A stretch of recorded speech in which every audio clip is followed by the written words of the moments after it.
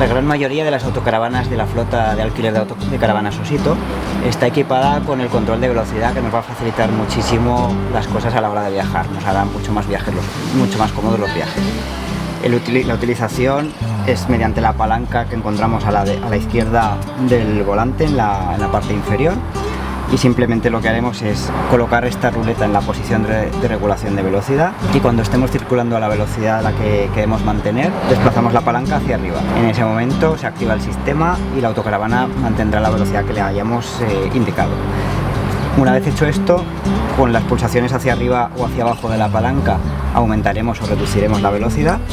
y pulsando este botón del lateral de la palanca desactivaremos o activaremos respectivamente el sistema.